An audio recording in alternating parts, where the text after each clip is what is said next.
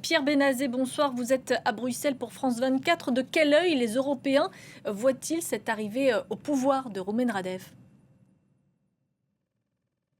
D'un œil relativement dubitatif, mais plutôt plus serein que ce qu'on aurait pu attendre. Il y a évidemment cette crainte, après avoir vu la défaite monumentale de Viktor Orban en Hongrie, de voir Viktor Orban dans le camp des eurosceptiques, en quelque sorte pro-russes, remplacé par Roumen Radev avec les élections législatives d'aujourd'hui en Bulgarie. Mais en réalité, pour beaucoup d'Européens, le discours pro-russe de Roumen Radev, c'est une chose.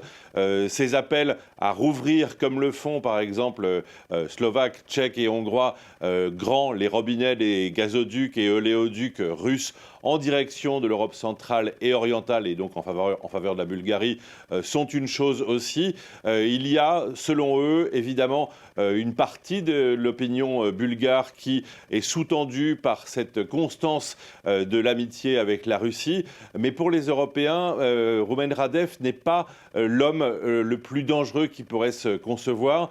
On sait qu'il a été tout à fait conciliant vis-à-vis de l'Union européenne. Il a ses déclarations, on les connaît vis-à-vis de l'énergie russe et vis-à-vis des positions du Kremlin en général, on le sait. Mais en revanche, il a promis de manière expresse à la télévision, en particulier cette semaine, de ne pas opposer de veto lors des décisions qui concernerait la Russie ou l'Ukraine, ce qui veut dire que, par exemple, le 20e train de sanctions qui est en préparation actuellement à Bruxelles contre la Russie, la Bulgarie, dirigée par Roumen Radev, n'y opposerait pas son droit de veto.